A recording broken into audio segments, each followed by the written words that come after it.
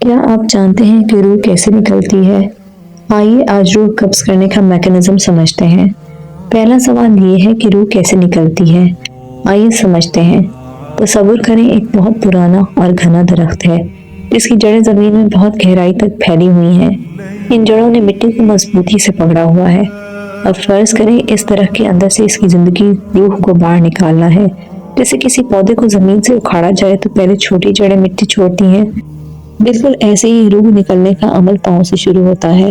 انسان کے پاؤں ٹھنڈے ہونے لگتے ہیں کیونکہ روح کا تعلق مادی جسم کے نچلے حصوں سے ٹوٹنا شروع ہو جاتا ہے۔ وہ زندگی جو پورے بدن میں پھیلی ہوئی تھی اب آہستہ آہستہ اوپر کی طرف سمٹنے لگتی ہے۔ نبی کریم صلی اللہ علیہ وآلہ وسلم نے اس عمل کو ایک بہت پیاری مثال سے سمجھایا ہے۔ آپ صلی اللہ علیہ وآلہ وسلم نے فرمایا کہ ایک نیک روح کا نکلنا ایسا ہے جیسے کسی مشکیزے پانی کے برتن سے پانی کا ایک ایک قطرہ خود بخود دھڑک کر باہر آ جائے۔ یہ اتنا ہی سہل اور آسان ہوتا ہے جیسے مکھن سے بال نکال لیا جائے، لیکن ایک گناہ گار روح کا نکلنا ایسے ہے جیسے بہت زیادہ کانٹے دار جھاڑی کو گیلے اون کے اندر ٹھونس دیا جائے اور پھر اسے زور سے کھینچا جائے۔ جیسے وہ کانٹے اون کے ریشوں کو اپنے ساتھ اٹھاتے ہیں، ویسے ہی وہ روح جسم کے ریشوں سے اٹکتی ہے۔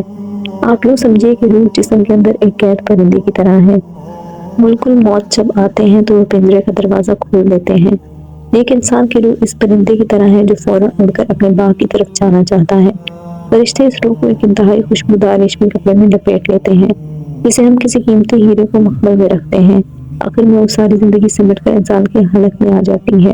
یہ بالکل ایسا ہی ہے جیسے کسی گلاس کو الٹا کیا جائے اور اس کا آخری قطرہ بھی باہر نکل آئے۔ جب روح حلق تک پہنچتی ہے تو انسان کی مادی زبان بند ہو جاتی ہے، لیکن اس کی روح کی آنکھیں ملک الموت کو اپنے سامنے دیکھ رہی ہوتی ہیں۔ لیکن یہاں دوسرا سوال یہ ہے کہ فرشتے اس قدر زیادہ انبات ایک ساتھ کیسے دیتے ہیں؟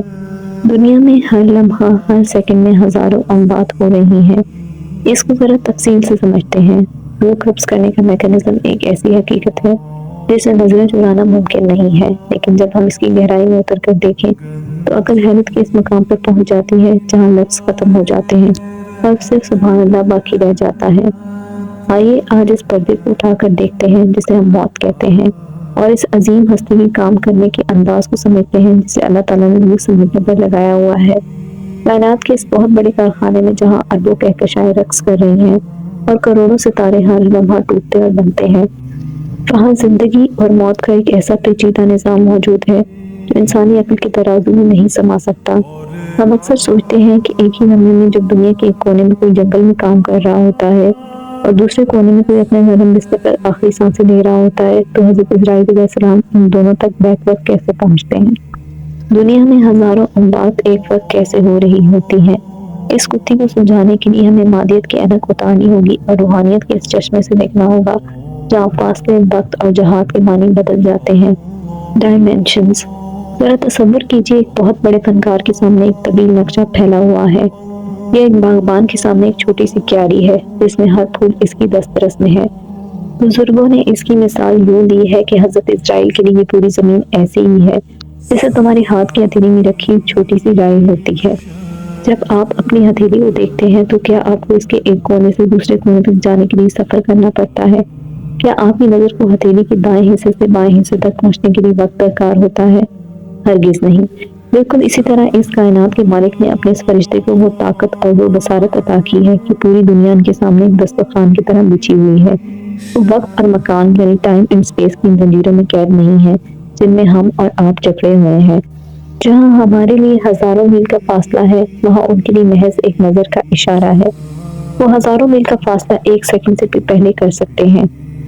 ہم اس نظام کی خوبصورتی کو مزید اچھے سے سمجھ سکتے ہیں جب ہم اس کے انتظامی ڈھانچے پر غور کرتے ہیں۔ اللہ رب العزت نے حضرت اسرائیل علیہ السلام کو اس کام میں اکیلا نہیں رکھا، بلکہ ان کے نیچے فرشتوں کی ایک بہت بڑی فوج معین کر رکھی ہے۔ یہ فرشتے بالکل اسی طرح کام کرتے ہیں جیسے روشنی کی لہریں سورج سے نکل کر پوری زمین کو گھیر لیتی ہیں۔ جب کسی انسان کی زندگی کی گھڑی پوری ہوتی ہے تو آسمان سے فرشتوں کے دستے اترتے ہیں۔ اگر وہ روح نیک ہے تو وہ ایسے فرشتوں کے ہجوم میں ہوتے ہیں جن کے چہرے سورج کی طرح چمک رہے ہوتے ہیں اور جن کے پاس جنت کے ریشمی کفن اور مشک جیسی خوشبو ہوتی ہے۔ اور اگر معاملہ اس کے برعکس ہو یعنی وہ روح گنہگار ہو تو آنے والے فرشتے اپنی ہیبت اور سیاہ لباسیں اس کے انجام کی خبر دے دیتے ہیں۔ موت کے فرشتوں کا کام کرنے کا طریقہ نہایت ہی لطیف اور خاموش ہوتا ہے۔ جیسے کسی بہت بڑے درخت سے ایک پکا ہوا پھل خود بخود نیچے گر جاتا ہے، یا جیسے دودھ سے بال نکال لیا جاتا ہے۔ نیک روح کے نکلنے کا عمل اتنا ہی سہل ہوتا ہے، بالکل کوئی تکلیف محسوس نہیں ہوتی اور روح نکل جاتی ہے۔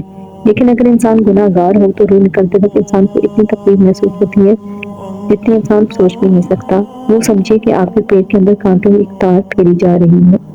جتنی تکلیف اس وقت ہوگی اس سے بھی کہیں زیادہ تکلیف انسان کو موت کے وقت ہوتی ہے۔ ویسے سوچنے کی بات ہے کہ وہ لمحہ کتنا حیران کن ہوتا ہوگا جب انسان کی آنکھیں بند ہو رہی ہوتی ہیں لیکن اسے وہ ہستیاں اور وہ جہاں نظر آنے لگتا ہے جو اس کی پوری زندگی اس کی نظروں سے اوجھل رہا۔ وہ دیکھتا ہے اس کے سرہانے ایک ایسی بہت بڑی ہستی کھڑی ہے جس کا سر آسمانوں میں ہے اور پاؤں زمین کی تہوں میں، اور جو اسے اس کے اصل گھر کی طرف لے جانے آئی ہے۔ ویسے اگر دیکھا جائے تو موت کا فرشتہ دراصل کوئی خوفناک بلا نہیں ہے بلکہ ایک قاصد ہے، یعنی ایک پیغام دینے والا ہے جو عاشق کو اس کے معشوق کے حقیقی سے ملانے آتا ہے۔ صوفیہ کرام کے نزدیک ملک الموت اس دوست کی مانند ہے جو قید خانے کا دروازہ کھول کر قیدی کو رہا کر دیتا ہے۔ وہ روز جو 9 ماہ تک ماں کے پیٹ میں رہی اور پھر اس بہت بڑی دنیا میں آئی، اس کے لیے موت اس دنیا کے تنگ قید خانے سے نکل کر ایک عظیم جہاں کی وسعتوں میں پرواز کرنے کا نام ہے۔ وہ جب جسم کے پنجرے سے آزاد ہوتی ہے تو خود کو ایک ایسی روشنی اور سکون میں پاتی ہے جس کا تصور اس مادی دنیا میں ممکن ہی نہیں۔ حیرت کا ایک اور پہلو یہ ہے کہ روح قبض کرنے کا عمل انسانی جسم کے نچلے حصوں سے شروع ہوتا ہے۔ یہ بالکل ایسے ہی ہے جیسے کسی پیالے کو خالی کیا جا رہا ہو۔ زندگی رفتہ رفتہ سمٹتی ہوئی خلق تک آتی ہے اور یہی وہ مقام ہے جہاں توبہ کا دروازہ بند ہو جاتا ہے۔ اس لمحے انسان کا شعور اپنے عروج پر ہوتا ہے۔ وہ اپنے پورے ماضی کو ایک فلم کی طرح چند سیکنڈز میں دیکھ لیتا ہے۔ وقت اس کے لیے رک جاتا ہے اور وہ فرشتوں کے کلام کو سنتا ہے، ان کی خوشبو کو محسوس کرتا ہے اور اسے معلوم ہوتا ہے کہ اس کا ٹھکانہ کہاں ہے۔ انسان کی پوری زندگی دراصل اسی ایک رات یعنی ملک الموت سے پہلی ملاقات کی تیاری ہے۔ ملک الموت وہ ہستی ہے جو ہر روز 5 مرتبہ ہمارے چہروں کو دیکھتی ہے، جیسے کہ بعض روایت میں ہے۔ ویسے تو ہم موت کے فرشتے سے ڈرتے ہیں لیکن وہ ہمارا دشمن نہیں ہے بلکہ ہماری ہر سانس کا نگران ہے۔ وہ انتظار کر رہا ہے کہ کب اس کے رب کا حکم ہو اور وہ اس امانت کو اس کے اصل مالک تک پہنچا دے۔ جیسے ایک مسافر طویل سفر کے بعد اپنے گھر کی دہلیز پر قدم رکھتا ہے اور اسے ایک عجیب سا سکون محسوس ہوتا ہے، مومن کے لیے موت کے فرشتے کا آنا بھی اسی طرح پرسکون ہوتا ہے۔ وہ ہستی جو کائنات کے ذرے ذرے پر نظر رکھتی ہے، جب وہ نرمی سے پکارتی ہے، اے نفس مطمئنہ اپنے رب کی طرف لوٹ چل، تو وہ لمحہ کائنات کا سب سے خوبصورت لمحہ ہوتا ہے۔